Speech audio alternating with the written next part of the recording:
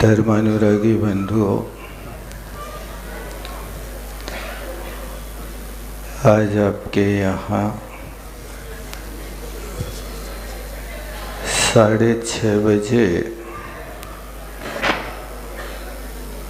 आकाश में सूर्य उदित हुआ तो 9 बजे भी गुना में एक आदित्य भी उदित हो।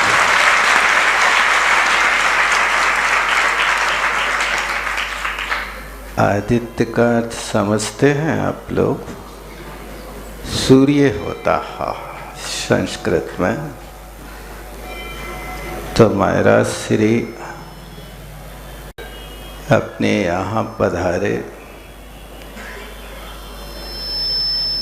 शास्त्रों में लिखा है, गंगा पापम शशि तापम दैन्यम कल्पतरुस्तथा पापम तापम च दैन्यम च हन्ति साधु समागम। कहते हैं कि गंगा पाप को हरती है, शशि यानी चंद्रमा ताप को हरता है। गंगा पाप को हरने का अभिप्राय है, अपने यहाँ गंगा को पवित्र माना जाता है, क्योंकि जहाँ से पद्म नाम के सरोवर से गंगा और सिंधु नदी निकलती है पूरब पश्चिम दिशा की ओर, तो गंगा नदी अपने स्रोत से कुछ योजनों की दूरी पर जब पूर्व दिशा की ओर जाती है और जब वो यहाँ पर दक्षिण की ओर मुड़ती है तो वहाँ पर गंगा कुंड बना हुआ है।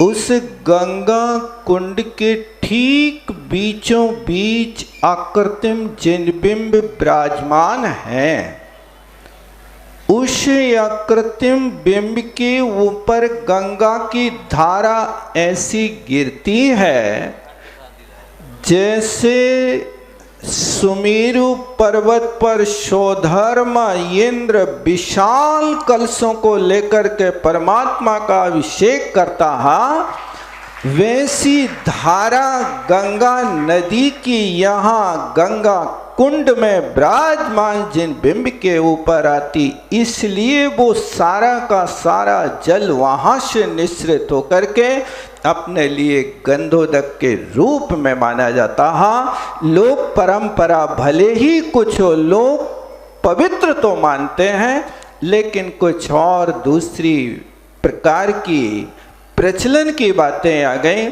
किंतु गंगा पापम, ये गंगा का पानी गंधोदक के रूप में है, जो पाप हरण करने वाला आप रोज पढ़ते हैं। जिन गंधोदकम बंधे कर्माष्टकम विनाशकम, अष्ट कर्मों का विनाश करने वाला ऐसा पवित्र गंधोदक है। तो कहा गंगा पाप को नाश करती है, और शशि यानी चंद्रमा होता है जो ताप को नाश करता है, अर्थात संतप्त मानस को शीतलता प्रदान करने वाला यदि है तो चांद है।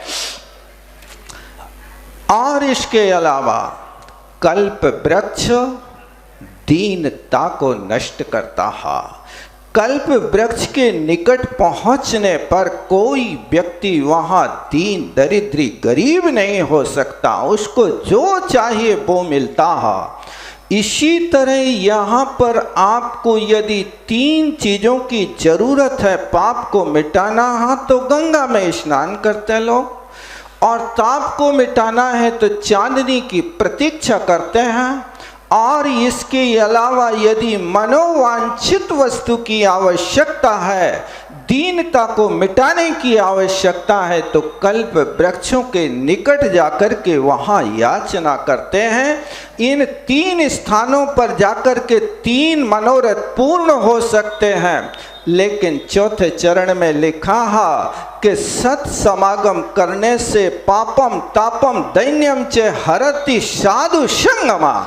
ये पाप ताप और दीनता साधुओं का समागम एक साथ एक स्थान पर हो जाता है।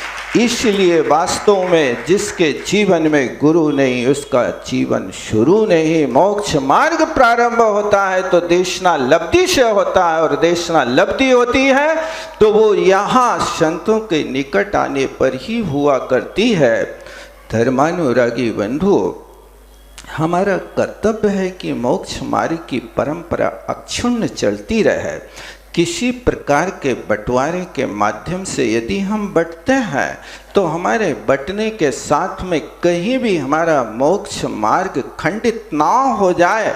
ऐसे अखंड मोक्ष मार्ग की धारा को प्रवाह करने के लिए हमारा कर्तव्य है कि हम इस धारा को तभी चला सकते हैं जब हमारे अंदर इस प्रकार के निर्मल परिणाम हो, और निर्मल परिणामों के साथ में पापों का त्याग करके निर्मल परिणति करके सारे के सारे यहाँ पर मनोरथ पूर्ण होते हैं। किसी ने अपन क्या रोज दर्शन पाठ में पढ़ते हैं, साधु नाम बंधनेंचे ना चिरम तिष्ठति पापम। चिरकाल तक पाप नहीं ठहर सकते हैं। ये तो साधुगण एक नदी की भांति हुआ करते हैं। नदी तो अविरल बहती जाती है, लेकिन जिसके यहाँ से नदी निकलती है वो जो चाहे कर सकता है।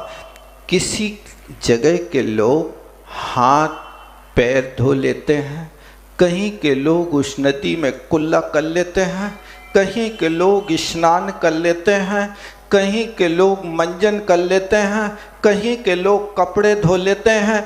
जो जी के मन में आता है वो कर लेता है। कोई नदी का पानी निकाल करके अपने खेतों में डाल लेता है, सब्जी उगा लेता है। ये नदी के पानी की भांति ये साधुओं का जीवन होता है। देश देश नगर नगर से विहार करते हैं। कोई अकेले वहाँ हाथ ही धोते हैं, कोई हाथ मिला लेते हैं, कोई दर्शन कर लेते हैं, कोई यहाँ आकर के अपनी खोट को निकाल करके और अपने पापों को त्याग कर मोक्ष मार्ग में बढ़ते हैं। आप लोग गुनाह वालों हाथ धो रहे हो कि हाथ मिला रहे हो कि यहाँ पर आकर के अपने पापों का प्रक्षालन करना है, ये हमें सीखना है। हम तो यहाँ पर आप लोगों के लिए 5 महीने से सुना ही रहे हैं। अब अपने बीच में आगंतुक अतिथि महोदय हैं, उनके मुख से अपन श्रवण कहेंगे। यही मैं विराम लेता हूँ। बोलो आचार्य गुरुवर विद्यासागर जी महामुनि महाराज, पूज्य निर्दोष सागर जी महाराज की। वास्तव में वे गंगा प्रवाहमान होकर गुना तक आई है और हम उसका पूरा पूरा लाभ लें। इसलिए गुना समाज के प्रबंधकारिणी समिति के अध्यक्ष जी, पूरी प्रबंधकारिणी समिति एकता का प्रतीक एक श्रीफल के माध्यम से पूज्य महाराज श्री से निवेदन करे कि महाराज श्री कम से कम 1 सप्ताह 9 वर्ष में आए हो, कम से कम 9 दिन नहीं तो 1 सप्ताह तो गुना में आपके पैर थमे रहे। और चूंकि हमारा वेदी प्रतिष्ठा का कार्य भी है बांस पूजनालय पर, हम चाहते हैं कि दोनों संघों के कर कमलों से वह कार्य संपन्न हो तो बहुत अच्छा रहेगा, बहुत प्रभावना होगी। ऐसी पवित्र भावना के साथ हम पूरी कमेटी के साथ, पूरे संयोजकों की भावनाएं, पूरी सेवा भावी संस्थाओं की ओर से एकता का प्रतीक एक श्रीफल अर्पित करने का सौभाग्य प्राप्त कर रहे हैं। वो उदक चंदन तंदुल पुष्प कई धूपल गई धपल मंगल गान रवा कुले मम हृदय मुनराज करे महामजे। ओम रहा परम पूज मुनि श्री निर्दोष निर्लोभ निरुपम सागर जी, पूर्व आदित्य सागर जी, अपरिमित सागर जी, सहज सागर जी सहित 3 कमनों कर जला दिया मार्गम श्रीफलम न पामती। पूज्य महाराज श्री हमारे समक्ष विराजमान हैं। प्रभु तो मौन रहते हैं, प्रभु तो मौन रहते हैं, प्रभु को वास्ता क्या है। गुरुवर आप तो बोल सकते हो, बता दो रास्ता क्या है, बता दो रास्ता क्या है। पूज्य महाराज श्री के चरणों में नमोस्तु अर्पित करते प्रार्थना करते हैं, अपनी अमृतमय वाणी से हमें सिंचित करें। तैलोयसे हराणम नमो सया सब सिद्धाणम नमो अरंताणम नमो सिद्धाणम नमो आयरियाणम नमो वज्जायाणम नमो लोये सब सागुणम। पंच परमेष्ठी भगवंतों की, देवाधिदेव एकजराट श्री पार्श्वनाथ भगवान की, आचार्य भगवान विद्यासागर जी महामुनिराज की, आचार्य भगवान गुरुवर विशुद्ध सागर जी मुनिराज की, आचार्य भगवान समय सागर जी महामुनिराज की, 3 कम 9 कोटि महामुनिराजों की, पूज्य मुनि श्री आदित्य सागर जी महाराज की, समस्त मुनि संघ की। भव्य बंधु, जीवन के वो क्षण बहुत पावन और पुनीत होते हैं जब देव शास्त्र गुरु की त्रिवेणी प्राप्त होती है। गुना वाले तो वैसे ही पुण्यात्मा है, अशोकनगर वाले कोई ना कोई मुनिराज तो इनको मिल ही जाते हैं।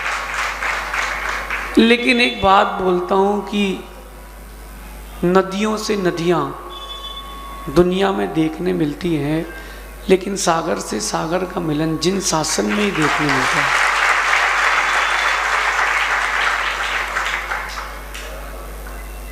प्रवचन चालू करने के पहले अपनी बात रख देता हूँ कि आप लोग बहुत निर्दोष हो चुके हो, निर्लोभी हो चुके हो, निरुपम हो चुके हो। अब हम अशोकनगर महाराज को लेने आए हैं।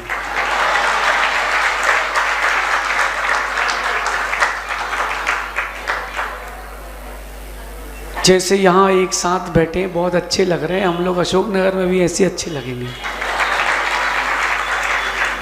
पिछली बार विदिशा में बिहार के ही समय हमको तीनों मुनियों के दर्शन मिले थे और उस समय सिर्फ चर्चा हुई थी, चर्या नहीं हुई थी। आज चर्चा भी हो गई है, चर्या भी होगी। अध्यात्म का मार्ग भिन्न है, व्यवहार का मार्ग भिन्न है, फिर भी अध्यात्म और व्यवहार दोनों मार्गों में एक अवरोध आता है, वो है रोग। ध्यान से समझना, सर्वश्रेष्ठ अध्यात्म का मार्ग है और उस अध्यात्म के मार्ग में अगर कोई रोगी हो जाए तो उस अध्यात्म की साधना में बाधा आती है। अगर आप लौकिक व्यवहार के काम करते हो, व्यापार आदि भी करते हो, तो भी अगर रोग हो जाए तो वो जो धारा चलती है वो टूट जाती है। इसलिए नीतिकार कहते हैं शरीर माध्यम खलु धर्म साध्यम, कि अगर कोई आद्य साधन है धर्म का तो वो शरीर की निरोगता है। लेकिन आप लोगों ने इसको यहीं तक सीमित करके रखा है। इसको आगे लेके जाना, मन वचन काया तीनों को निरोगी रखना। और आचार्य पूज्यपाद स्वामी ऐसे आचार्य हुए हैं, उनको त्रिवेद्याचार्य कहते हैं। उनको ऐसे आचार्य हुए हैं जिन्होंने मन की शुद्धि के लिए, वचन की शुद्धि के लिए और काय की शुद्धि के लिए, तीनों की शुद्धि के लिए ग्रंथ लिखे। उन्होंने आचार्य भगवान पूज्यपाद स्वामी ने मन विशुद्ध रहे इसलिए इष्टोपदेश समाधि तंत्र जैसे औषधियां दी हैं।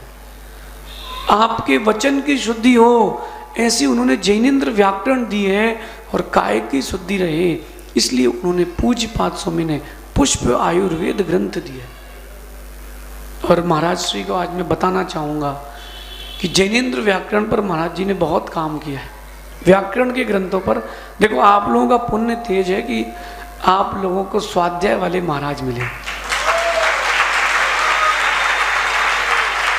ये मुख वाली प्रशंसा नहीं है, ये अंतरंग की प्रशंसा है कि साधु कार्यम तपा श्रुते। और आपको ऐसे महाराज भगवान मिले हैं जो तप कर रहे हैं, श्रुत में लीन है। और महाराज जी पुष्प आयुर्वेद जो इतने वर्षों से अनुपलब्ध था, अब वो पुराने हाड़े कन्नड़ लिपि में ताड़पत्र में उपलब्ध हो गया है। आने वाले कुछ वर्ष में उसका अनुवाद करके वो पुष्प आयुर्वेद भी समाज के सामने जल्दी आएगा। अब मैं विषय पर आता हूं कि शरीर और मन वचन इनकी निरोगता पर आपका कितना पुरुषार्थ है। बात बहुत छोटी सी है। आप लोग जब बीमार पड़ते हो तो क्या करते हो? प्रश्न है राकेश भाई, आप लोग जब बीमार पड़ते हो तो क्या करते हो? औषधि लेते हो। साधु बीमार पड़ते हैं तो आप बोल दो हम लोग औषधि चलाते हैं। हाँ चलाते हो, उसमें कोई बाधा नहीं है। लेकिन मेरा कहना है तन का रोग तो औषधि से मिटता है, मन का रोग जिनवाणी से ही मिटता है।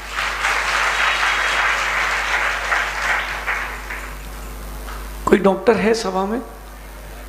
है क्या डॉक्टर साहब? डॉक्टर साहब व्यक्ति बीमार क्यों होता है? हाँ डॉक्टर साहब व्यक्ति बीमार क्यों पड़ता है?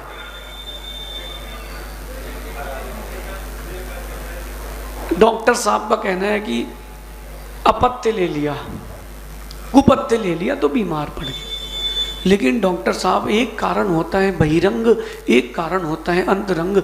बहिरंग कारण को आप मौसम, भोजन, इन्फेक्शन बोल सकते हो, लेकिन अंदर का कोई कारण है तो वो तुम्हारा कर्मोदय है। और उसी ओर आप सबको अपना चिंतन लेके जाना चाहिए। मन में रोग होगा तो कर्मोदय, वचन में रोग होगा तो कर्मोदय, और तन में रोग होगा तो कर्मोदय। साधुओं के चातुर्मास इसीलिए होते हैं मन से मिथ्यात्व का रोग निकल जाए। तन से जो आप अभक्ष खा रहे हो, उससे जो रोग हो रहे हैं वो निकल जाए। और गुरु की सन्निधि प्राप्त करके जो अशुद्ध वचन निकलते हैं, अशुभ वचन निकलते हैं, उसका रोग निकल जाए। इसीलिए साधु का समागम कर दें।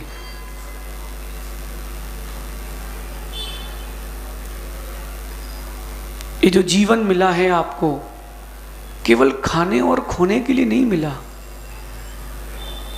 लोग हमसे कहते हैं महाराज जी की ज़्यादा त्याग मत करो, अभी उम्र क्या है। एक दादाजी ने हमसे कहा 60 साल की उम्र थी, मंत्री महोदय कहाँ है, बोले कि आप ज़्यादा त्याग मत करो। तो मैंने कहा क्यों? बोले अभी उम्र नहीं है। तो मैंने कहा आपकी हो गई है? बोले हाँ। तो मैंने कहा आप करो। तो बोले अब शक्ति नहीं बची है। अगर आप अपने जीवन को निरोगी देखना चाहते हो मन से, वचन से और काय से, सुन रहे ना? आवाज आ रही है? सुन रहे हो? नहीं सुन रहे हो? सुन रहे हो कि गुन रहे हो? अगर गुन रहे होते तो महाराज जी 3 नहीं होते, 2-4 और बढ़ जाते। आचार्य भगवान विद्यासागर जी महाराज ने जैन गीता श्रवण सोत्तम का हिंदी अनुवाद किया है। कभी उस ग्रंथ को उठा के पढ़ना। एक पंक्ति बहुत अच्छी गुरुजी जो हम लोगों को हमेशा सुनाते थे, वही मैं बोल रहा हूँ कि था श्री वीर ने उपदेश हमें सुनाया, पर मैंने सुना ना, मानो सुना पर गुना ना। गुना मानो सुना पर। अब आप लोगों के चातुर्मास हुआ है, अगर गुनोगे नहीं तो फिर चातुर्मास कराना किस बात का। इसलिए जब भी महाराज का बिहार हो, 3 है कम से कम, 3, 4, 5 तो जाने ही चाहिए। और वैसे प्रारंभ तो अध्यक्ष जी से होना चाहिए। जिनको पूरा लाभ मिला उनको यही लाभ मिलना चाहिए। राजू भैया तुम भी तैयार है ना भैया? अपन आगे चलते हैं। अपने जीवन में स्वस्थ रहने का प्रयास करें। एक व्यवहार की बात करूंगा और एक अध्यात्म की। निरोगी कैसे रहें? आज हर दूसरा व्यक्ति डॉक्टर के पास जा रहा है, हर दूसरे व्यक्ति को कैंसर हो रहा है। क्यों हो रहा है? कारण क्या है? जिन आगम के विपरीत जा रहे हो, जो जितना संयम से रहता है, जितना ब्रह्मचर्य का पालन करता है, वो उतना कम रोगी होता है। जो जितना संयम का पालन करेगा उतना कम रोगी होता है। संयम बचा ही नहीं है।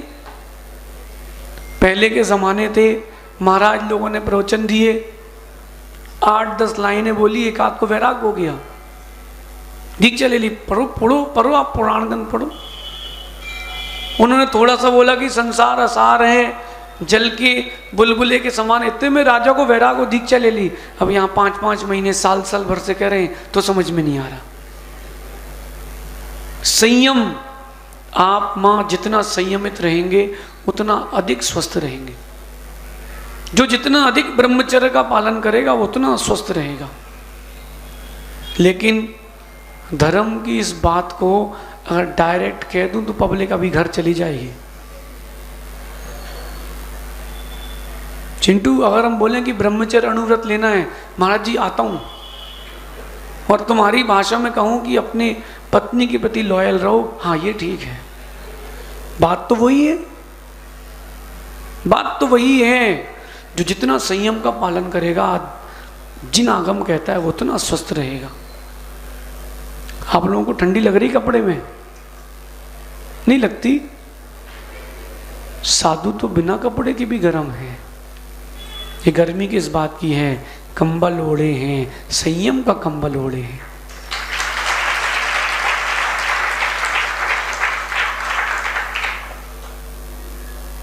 लोगों को लगता है कि महाराज बनना सरल है। छुल्लक जी, लोगों को लगता है कि महाराज बनना सरल है, छुल्लक बनना सरल है। भैया, प्रैक्टिकल कुछ और है, थ्योरी कुछ और है। सुनना और जीवन में उसको उतारना, दोनों में बहुत अंतर है। सुनना और जीवन में उतारने में बहुत अंतर है। लोग कहते हैं ना, परमेश्वर जी ठंडे हाथ लगा देते हैं ऐसे आके, महाराज जी नमोस्तु। बेचारे 2 घंटे से टेम्परेचर बना रहे थे, गर्म कर रहे थे शरीर, और एक दिन में। इसका मतलब बात समझना, संयम, संयम से बढ़कर कोई और निरोगता के लिए साधन नहीं है। जो जितना संयमित जीवन जिएगा उतना स्वस्थ रहेगा। और नगर नगर साधुओं का विचरण इसीलिए होता है कि लोगों को संयम की परिभाषा, संयम का प्रैक्टिकल आंखों से देखने मिल जाए। बिना कुछ करे आयु अधिक करना हो तो संयम ही रहो। 10 लक्षण के आखिरी दिन ब्रह्मचर्य के प्रवचन सुनना वही कॉमन फैशन है। आप हर दिन उस ब्रह्मचर्य की भावना रखो कि मुझे तो संयमित जीवन जीना है। जितना संयमित जीवन रहेगा, मानसिक शारीरिक सारे रोग होंगे। सुनो भैया, बाहर खड़े भी जितने लोग हैं, संयम का जीवन जीना चालू करो। आज के इस दौर में भोजन असीमित है, इसलिए असंयम भी असीमित है। भोजन असीमित है राकेश भैया। ब्रह्मचर्य के पालन के लिए भी आपको भोजन में भी संयम के जीवन के लिए आपको भोजन भी संयमित करना पड़ेगा। कितने युवा हैं जो ईमानदारी से बोलना, मैं त्याग किसी का नहीं कराऊंगा, होटल जाते हैं, भले ही महीने में एक बार जाए, साल में एक बार जाए। पूछ रहा हूं, हाथ तो उठाओ। आप लोग नहीं जाते?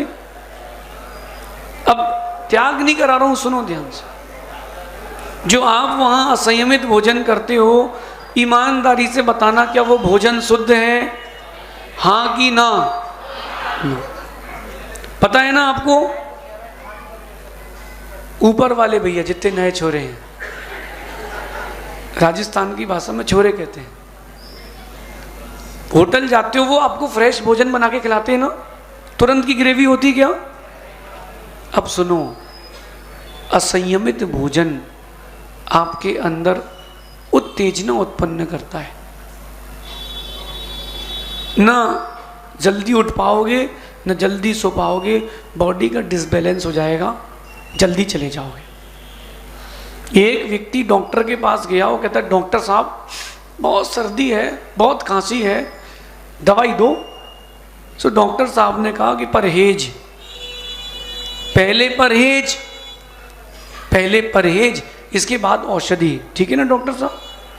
अब वो डॉक्टर ने कहा आप क्या क्या खाते हो? बोले मैं दही प्रतिदिन खाता हूं। बोले ठीक है, दही मत खाना 1 हफ्ते, और ये दवाई खाना। कहता डॉक्टर साहब दही तो मैं छोड़ू ना। अब देखो डॉक्टर साहब, समझाने की अपनी अपनी कला है, जैसा भूत वैसी भभूत। अभी ये डॉक्टर कोई कह दे युवा से, किसी उसकी रिपोर्ट आए कि अगर तुमने रात को भोजन किया तो 3 दिन में मर जाओगे, तो जिंदगी में नहीं खाएगा।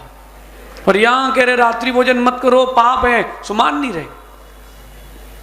जब बीतती है तब मानते हैं। तो उसने तो दवाई खाई नहीं और दही छोड़ा नहीं। बीमार का बीमार दूसरे डॉक्टर के पास गया, कहता है कि डॉक्टर साहब सर्दी हो रही है, ठीक कर दो। वो बाजू वाला डॉक्टर में दम नहीं है, वो कह रहा दही त्याग करो। दही तो मैं रोज खाता हूँ, दही तो छोड़ ही नहीं सकता हूँ। वो डॉक्टर कहता है भैया दही खाने के बहुत फायदे। बोले 3 गिना देता हूँ। बोले जब दही खाओगे, आप इस अवस्था में दही खाओगे तो बूढ़े नहीं होगे। बोले क्यों? बोले युवा अवस्था ही मर जाओगे। अच्छा तुम्हारे को कोई कुत्ता नहीं काटेगा?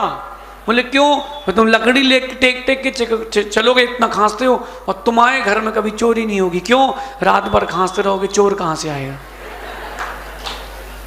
बोले क्या करना है? बोले दवाई खाओ, दही त्याग करो। जी, जब आपके ऊपर बीतेगी तब समझ में आएगा कि संयम क्या है और अपक्ष भोजन क्या है। जितनी जल्दी समझोगे उतनी जल्दी संभलोगे। कोरोना का काल था, कोरोना का काल था, सब पूरा विश्व सुधर गया। बोले वेजिटेरियन वेजिटेरियन, और जैसे ही वो काल गया सब जो के त्यों।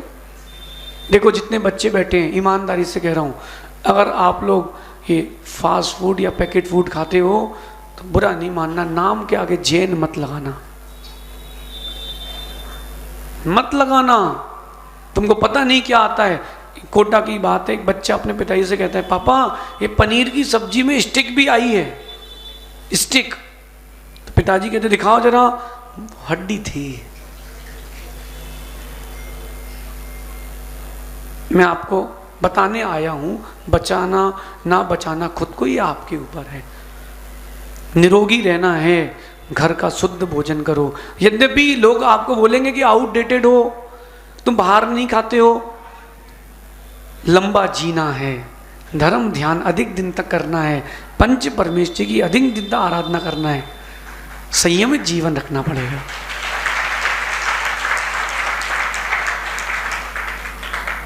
आप लोगों में से कभी कोई सीरियसली बीमार पड़ा है? कोई है? हाथ उठाओ।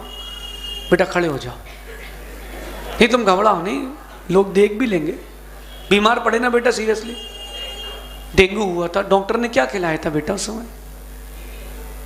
कीवी और दलिया, बिना घी का, बिना बघार का। कैसा लगता था? कह रहा हाँ, अब जीना है तो अच्छा लगता है बेटा। अगर पहले से संयमित भोजन रखते आप, तुम्हारी इम्यूनिटी अच्छी होती, बीमार नहीं पड़ते। यही बात आप लोगों से कह रहा हूं। अगर शुरू से दलिया खिचड़ी खा के जियोगे तो लंबा जियोगे। अभी मैं महाराज जी, अभी मैं शक्कर नहीं ले रहा हूं, और गेहूं दोनों का त्याग है, गेहूं शक्कर का। अब लोग कहते हैं, कुछ त्यागी व्रती कहते हैं कि आचार्य श्री ने बहुत जल्दी त्याग कर दिया था, आपको गलती मत करो। उन्होंने त्याग कर दिया था इसलिए इतने दीर्घायु हुए थे। ये त्याग की महिमा है, संयम की महिमा है, ये संयम की त्याग की महिमा है। अब वो दिन गए जब खेतों में शुद्ध होता था। सतर्क होके जियो, निरोगी रहना है। तो कह रहा हूं और बताता हूं, संयम, और ये संयम का पालन जो करता है निश्चित अधिक आयु रहती है। और एक बात कहूं, जो संयम का पालन करता है उसकी बुद्धि तेज होती है। आज आपके बच्चों को याद क्यों नहीं हो रहा? माँ, आप लोग स्वाध्याय करते हो, एक बार में याद होता है, क्यों नहीं हो रहा है याद? और महाराज लोग तो जल्दी याद कर लेते हैं। क्यों नहीं हो रहा है याद? ये आपका मानसिक रोग है, क्योंकि आपका जीवन संयमित नहीं है, संयमित नहीं है ना। इसलिए और बोलता हूं, जो जितना अधिक तपस्चरण करता है उसका शरीर उतना निरोग रहता है। दिन में 2 बार खाने का नियम है किसी का, यहां बैठे हुए 2 बार खाने का है ना, और पानी पीने का छूट है। अब सुनना मैं क्या कह रहा हूं, मैं छोटे में जब अपनी दादी माँ के साथ, वो चक्की चलती थी ना हाथ वाली, और एक वो मशीन वाली आती है, जो हाथ वाली चक्की थी, बच्चे तो बच्चे होते हैं तो इतना सा स्थान रहता था उसमें गेहूं डालने का। फिर एक बड़ी मशीन आ गई इलेक्ट्रॉनिक वाली, तो बच्चे रहते, उनको बड़ा मजा आता है। 2 चम्मच गेहूं कम हुआ तुरंत डाल दिया। याद आए किसी को दिन? तो मेरी दादी माँ कहती थी, बेटा ऐसा नहीं करो, मशीन खराब हो जाएगी। मैंने कहा क्यों खराब होगी, उसका काम ही गेहूं पीसने का है। उन्होंने जो शिक्षा दी थी वो आज देता हूं। आप लोग क्या करते हो, वो मशीन होती ना, थोड़ा सा खाली हुआ फिर भर दिया, थोड़ा सा खाली हुआ फिर भर दिया, थोड़ा सा फोन डिस्चार्ज हुआ, 5% बैटरी कम हुई, तुरंत चार्ज। सुनो, वैज्ञानिक तत्व से जिन शासन को समझना, जब वो पूरा उतना हिस्सा डिब्बा खाली होता है, थोड़ी देर मशीन खाली चलती है, उसको रेस्ट मिलता है, फिर उसको वापस एक प्लेट लगा के भरा जाता है। ऐसे ही आपके अंदर की मशीन है, थोड़ा खाया, फिर थोड़ी देर बाद फिर खाया, 11 बजे भोजन, 2 बजे चाय, 3 बजे फुल्की, 4 बजे गटपट, रात को फिर दूध राजगीर सिंघाड़े के भजिया और बुंदेलखंडी काजू यानी मूंगफली। इतने दिमाग वाले लोग हैं कि मूंगफली बादी ना करे सो गुड़ में मिला के खाते हैं, गुड़ पट्टी, ताकि गैस नहीं बने। अब आप देखो मशीन का क्या होगा अंदर आपकी, कम खाओगे ज़्यादा जियोगे। भारत में नहीं, विश्व में जो ज़्यादा खाते हैं वो जल्दी ऊपर जाते हैं। संख्या मरने वालों की उनकी ज़्यादा है जो असीमित असंयमित भोजन करते हैं। संभल के रहो, क्योंकि वक्त बहुत कम है, वो आने वाली है। कौन? मृत्यु। मृत्यु आने वाली है, जब ले जाएगी पता नहीं चलेगा। एक बात आपको अंतरंग कारण बताता हूं निरोगी रहने का। भूत वृत्त्यानुकंपा सूत्र पढ़ा ना आपने तत्वार सूत्र जी में? क्या है सूत्र? भूत वृत्त्यानुकंपा, ये 2 शब्दों में चर्चा करते हैं। भूत यानी सामान्य प्राणी और वृत्ति यानी वृत्ति। भूत वृत्ति अनुकंपा, सामान्य प्राणियों पर और वृत्तियों पर आप जितनी अनुकंपा रखोगे उतने निरोगी रहोगे। कई बार ऐसा होता है कि 1 इंच दूर 2 इंच दूर से गाड़ी निकल गई। वो जो आपके यहाँ की भोजनशाला संभाल रहे कौन है भैया? हैं वो भोजनशाला में कल वो एकदम से हमें देख करके रोड क्रॉस करे, उनको हमने इशारा किया कि रुक जाओ, सो वो रुके, नहीं तो डाटा समाप्त था आज। इतनी जल्दी से वो भावुक होकर रोड आ रहे थे, मैंने इशारा किया रुक जाओ भैया, मैं रुक रहा हूं।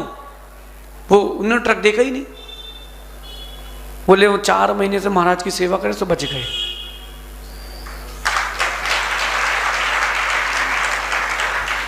भूत वृत्त्यानुकंपा, चाहे सामान्य व्यक्ति हो चाहे व्रती महाव्रती हो, जो सेवा करते हैं उनके संकट टलते हैं।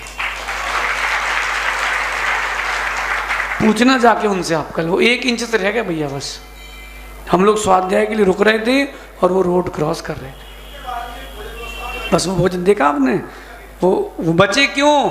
वो पुण्य आड़े आ गया सो बच गए। इसलिए सामान्य हो, व्रती हो, महाव्रती हो, आपके नगर में कोई भी आए भैया, सेवा करने में चूकना मत, बिल्कुल मत चूकना, बिल्कुल मत चूकना। पहले के ज़माने थे, लोग मंदिर आके देखते थे कोई नया व्यक्ति दिख रहा है क्या, आओ भैया भोजन कर लो, घर चलो। और अब वो पूछ ले भैया भोजनशाला यहाँ आगे ढाबा है, वहीं चले जाना भैया। ये गुना बुंदेलखंड में आता है, मालवा में आता है, मिक्स है। अब थोड़ी इतने होता है कि भी सुन लो, क्योंकि अब वो तय जा रहे हैं। आदेश भाई तुम ही शहीद हुए ना, सुनो, दे पपड़िया सो ले पपड़िया, जैसा देते वैसा मिलता है। आप अगर वृत्तियों की सामान्य सम्यक दृष्टि जीवों के ऊपर अनुकंपा रखोगे, मिथ्या दृष्टि भी क्यों ना हो, अनुकंपा रखोगे, कभी रोगी नहीं होगे। कर्म का चक्र कहता है मैं लौटा के वही दूंगा जो तुमने दिया है। हम लोग लगभग 2-2.5 साल पहले महाराज से मिले थे विदिशा। 2-2.5 साल हो गए महाराज, 2-2.5 साल हो गए। तब से लेके अभी तक जो महाराज जी ने ग्रंथ दिया था वो तो मेरे पास बैग में ही रहता है। आराध्य सूत्र अभी भाग 2 तो इस चातुर्मास में आया है, और 10 लक्षण में हमने उससे ही प्रवचन दिए थे। एक धर्म स्कंद नाम का ग्रंथ है, उसको भी उसमें महाराज जी ने समावेश किया है पूरा। हमने उसको अच्छे से, हमने उस पर ही प्रवचन दिए थे, क्योंकि जो ग्रंथ सामने आ जाए उसका आनंद लेना चाहिए। व्यक्ति राग द्वेष से अगर परे होगा तो मोक्ष मार्ग का आनंद लेगा।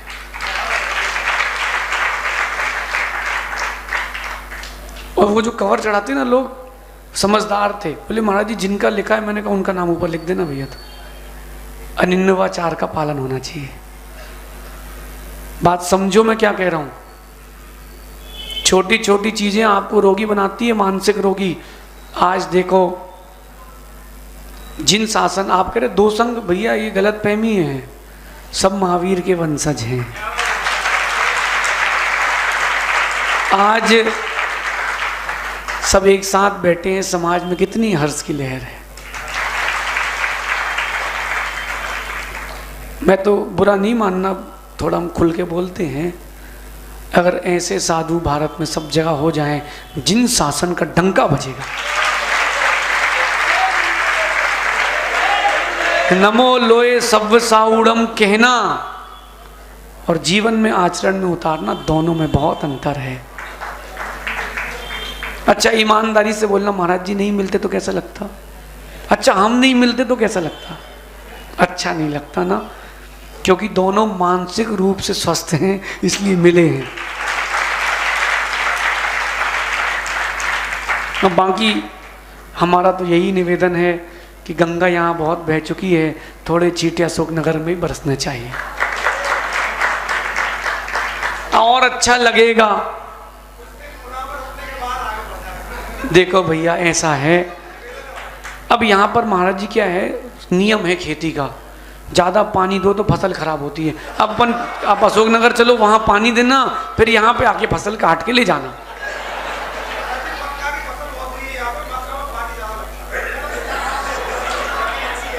वो सब ठीक है, लेकिन मेरा तो यही मन है, मैं अपना निवेदन करूँगा। बाकी मैं समझता हूँ सबकी अपनी अपनी व्यस्तता रहती है। क्या आपका मन तो ठीक है, लेकिन अब क्या करें, थाली तुमेन वालों ने सजाई है, सबको नाश्ता करने मिल रहा है। देखो ऐसा है, कहते ना वो थाली सजी सजाई मिल जाए तो बड़ा आनंद आता है। अरे थाली सजाओ, महाराज जी को लेने गए थे कि महाराज जी आए थे, बताओ, उसका अलग आनंद आता है। अब मिल गए हैं तो छोड़ना नहीं, 5-7 दिन के लिए छोड़ देना, 10 दिन के लिए फिर वापस ले लेना, ठीक है। निरोगी रहने के लिए अपन आगे चर्चा करते हैं, भूत वृत्त्यानुकंपा। और एक बात कहता हूं, अब लौकिक व्यवहार की बात करता हूं, लेस स्ट्रेस और मोर वर्क। जितना कम आप अपने ऊपर स्ट्रेस लोगे और जितना अधिक काम करोगे उतना स्वस्थ रहोगे। आज के ज़माने में क्या हो रहा है, पैसा कमा रहे हैं, पैसा इतना कमा रहे हैं कि अटूट। कहाँ गए भैया नगर सेठ?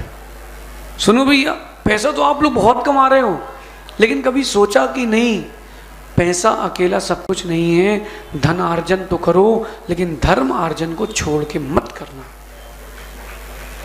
25 साल की उम्र से 65-75 साल की उम्र तक हो महावीर जी बड़ला, व्यापार व्यापार, पैसा पैसा पैसा। फिर 75 साल से 80 साल की उम्र में जितना कमाया था 50 साल में सब लगा देते हो। बीच बीच में धर्म ध्यान की परिणति रखो, वो धर्म ध्यान तुमको बचाता है, वही धर्म ध्यान तुमको बचाएगा। देखो जो किया है वो लौट के आएगा। छुल्लक जी परसों ये कोई फोटो दिखा रहे थे हमें राजू भैया, हमारी बिनौली और आप हमें गोदी में उठाए हो 2011 की। तो छुल्लक जी बोले उस समय हमने उठाया था, आज आपने उठाया है। देखो जितना आप अपने जीवन में स्ट्रेस लोगे उतने बीमार पड़ोगे। डॉक्टर साहब से पूछ ले, डॉक्टर बड़े होशियार रहते हैं। हाँ कोरोना डिप्रेशन ना, कोरोना में लोग ज्यादातर क्यों मरे? डिप्रेशन में, इम्यूनिटी खत्म। छतरपुर में मेरा चातुर्मास था उस समय, क्वारंटीन सेंटर में एक बच्चा क्वारंटीन हुआ। उसने अपने माता पिता को फोन किया कि हमें यहाँ से निकाल के भोपाल ले चलो, सागर ले चलो। तो उसके माता पिता ने कहा बेटा डॉक्टर कह रहा है कि माइल्ड कोरोना है, 2-3 दिन में 5 दिन में ठीक हो जाएगा। वो इतना हाइपर हो गया, इतना स्ट्रेस्ड हो गया, इतना डिप्रेस्ड हो गया, उसने क्वारंटीन सेंटर में कहीं मैं कोरोना से ना मर जाऊं इस भय के कारण फांसी लगा के मर गया। बताओ आप कितना स्ट्रेस और डिप्रेशन किस बात का है? सब चीजें हैं और क्या चाहिए? सब चीजें हैं। आजकल वो बड़ा ट्रेंड चल रहा है मोटिवेशन। आप हर व्यक्ति सेल्फ मोटिवेटेड है, आप स्ट्रेस कम तो रखो, आप अपनी चिंताओं को कम तो करो। प्रतिदिन जो धर्म ध्यान करता है उसके वहां चिंता का प्रवेश नहीं होता है। अध्यक्ष जी घर कितना ही बंद करके जाना, 15 दिन बाद लौटोगे धूल मिलती है। इसीलिए स्वाध्याय धर्म ध्यान। ये महाराज जी माला क्यों देते हैं आपको? हमारे पास भी यही भिजवाते हैं। विदिशा से कहाँ से? चेला है महाराज जी का, वही भिजवाता है हर महीने। सुनो माला नमोकार की माला देते ना महाराज जी, क्यों देते हैं? कई बार लोगों को लगता होगा अरे यार फंस गए, चिपक गई। बिल्कुल नहीं। वो जो आप नमोकार पढ़ते हो, बीजाक्षर की परिणति रखते हो, वो बीजाक्षर की परिणति नमोकार का ध्यान मस्तिष्क को बाहर की चीजों से दूर रखता है, वो निरोगी रखेगा। आप अगर साइंटिफिकली भी जाओगे तो वो चीजें मिलेंगी। आप जितना धर्म ध्यान में व्यस्त रहोगे उतना सुखी रहोगे। पहले के लोग सुबह दोपहर स्वाध्याय करते थे, अब महाराज जी आप आ जाओ, आप ही सुना जाओ, आप गए फिर हम भूल गए। महाराज जी आए तो क्या होता है? जय जय गुरुदेव, और गए तो गए गए गुरुदेव। ऐसा नहीं करना भैया। आखिरी बात बोलता हूं, खाली होना सीखो, कभी बीमार नहीं पड़ोगे। खाली होना सीखो, बीमार नहीं पड़ोगे। गर्मी में पसीना आता है, क्या करते हो? माँ बताओ क्या करते हो? गर्मी में पसीना आया तो पल्ले से पहुंच लिया, और आप लोगों को पसीना आया तो रुमाल से पूछ ले कहाँ रखते हो? अपने पास। खाली होना सीखो, जितना खाली रहोगे उतना सुखी रहोगे। महाराज जी ईमानदारी से बोलूं, हमें कोई चिंता ही नहीं थी, गुनाह आ रहे थे तो क्यों? हमें पता है महाराज जी आए हैं, हमारा वात्सल्य से मिलन होगा। कल अशोकनगर के परसों अध्यक्ष जी आए थे, बोले आप गुनाह वगैरह। मैंने कहा भैया आप चिंता नहीं करो। बोले, मैंने कहा आप कोई भी समझ जाओ कौन सी चिंता। मैंने कहा आप चिंता नहीं करो, हम सब नमो लोहे सब सावड़म वाले हैं। मैंने कहा आप कोई चिंता नहीं करो। क्यों? खाली होना सीखो। आप लोग हर चीज को भरते हो। सुबह मैंने नीति में एक बात कही थी, आज सुबह कोई मिला नहीं रास्ते में, और भैया क्या चल रहा है? अब उसका तुम पूरा कचरा भरो। अब सुनो 2 घंटे, अरे हमारी बहू नहीं मानती, हमारा बेटा नहीं मानता, व्यापार नहीं चल रहा, सुनो उसकी। खाली होना सीखो। भैया वृत्ति में भी अगर साधु के पास आओ तो चर्चा वो करो जिससे उनके अंदर चिंतन जागृत हो। वहां ऐसा हो गया, यहां ऐसा हो गया, अब क्या होगा? अरे इन सब चीजों से उनको क्या लेना देना? खाली होना सीखो। मनन कौन क्या कह रहा है, क्या चल रहा है, उससे क्या करना। तुम तो अपना आनंद लूटो। खिलाड़ी नहीं देखता कि कौन सा दर्शक क्या कह रहा है, वो बॉल देखता है। खेल करो, अपना अपना धर्म ध्यान की परिणति रखो, बस। अब रमेश सागर जी, खाली होना सीखो। हाँ, ये आप लोग हमारे ऊपर मत हो खाली, अपने अपने खाली हो। अच्छा, कल शाम को कितने लोगों ने भोजन किया था? सुबह कल कहाँ है वो? कहाँ गया? अगर हल्के नहीं होगे तो फिर तुम फुल्के हो जाओगे। हल्के होके आए कि नहीं सुबह से मंदिर? और नहीं आते तो भैया महाराज जी आ रहे, भैया महाराज जी बाद में, तुम समझो कपड़े खराब हो जाएंगे। आप जितना हल्के होते हो उतना स्वस्थ रहते हो। जितने लोग बीमार पड़ते हैं, डॉक्टर साहब 95% पेट की बीमारी, पेट साफ नहीं हुआ तो पूरी बीमारी, मन साफ नहीं हुआ सो पूरी बीमारी। खाली होना सीखो, बिल्कुल। विकास, किसी को बिजनेस में प्रॉफिट हो गया, किसी को लॉस हो गया, सब भर के रखे हो, खाली होना सीखो। जो हो चुका है उसको छोड़ो। कोई गलत पेज लिख जाए, पन्ना फाड़ना, किताब मत फेंकना। खाली होना सीखो। महाराज जी ने बहुत सारे ग्रंथों का लेखन किया है। एक छंद शास्त्र पर भी काम किया क्या महाराज? ईसरी से छपा था शब्दकोश। हमने ब्रह्मचारी अवस्था में पढ़ा था, नाम माला का, धनंजय कवि की। अपर में सहज याद है, गुरुजी ने हम लोगों को पूरी नाम माला रटाई है। तो वो जब हम लोग पढ़ते थे तो ब्रह्मचारी पवन कमल इसी नाम से पढ़ते थे। और मेरा मानना है, अगर ये लहर भारत में छा जाए, साधु अगर ग्रंथों पर काम करे, जिन शासन की अभिवृद्धि पता नहीं कहाँ होगी। ग्रंथों पे काम हो ही नहीं रहे। अच्छा, आप लोग पिछले 4-5 महीने से क्या सुन रहे हो? बोलो। धर्म ध्यान सुन रहे ना? स्वाध्याय सुन रहे कि यहाँ वहाँ की बातें सुन रहे ना? बस भैया, वो आपको लग रहा है कि स्वाध्याय करा रहे हैं, वो आपको जो कचरा भरा है ना इतने सालों का, खाली करा रहे हैं। एक गिलास देखो ध्यान से पारस, एक गिलास में नील भरी है, नील, और उसको नील का पानी है, उसमें दूध भरना है, कैसे भरोगे? खाली तो करना पड़ेगी। और खाली नहीं करना चाहे कोई, तो उसमें इतना दूध भरो और इतने प्रेशर से भरो कि सब निकल जाए, स्वच्छ हो जाए। महाराज जी स्वाध्याय इसलिए करवा रहे हैं, साधु इसलिए स्वाध्याय की प्रेरणा देते हैं, तुम खाली हो जाओ, अंदर से स्वच्छ हो जाओ। अनादि से कीचड़ कर्मों का लगा हुआ है, खाली होने के लिए परिणति है। अब जिसने ये समझ लिया वो तिर गया, जिसने नहीं समझा वो लटक गए। स्वाध्याय, खाली हो जाओ भैया। जिसके जो भी दिमाग में स्ट्रेस हो, देखो मैं आपको बताता हूँ, जैन दर्शन इतना विशाल था कि सब दर्शनों ने उससे कुछ ना कुछ ले लिया। आप क्रिश्चियंस में जाना, वहाँ कन्फेशन का कॉन्सेप्ट है, एक पर्दा है, इस तरफ उनके धर्मगुरु हैं, यहाँ बैठ के अपनी सारी बात बोल दी और चला गया, व्यक्ति खाली हो गया। ये जैन दर्शन का एक अंग था और इस अंग का उन्होंने अंश लिया है। अपने यहाँ गुरुओं से अपनी बात रखते हैं, गुरु जी हमसे दोष हो गया, वो सुनते हैं, आप खाली हो जाते हो। इसके बाद वो प्रायश्चित देते हैं, प्रायश्चित करते हो, मन वचन काया सब शुद्ध हो जाता है।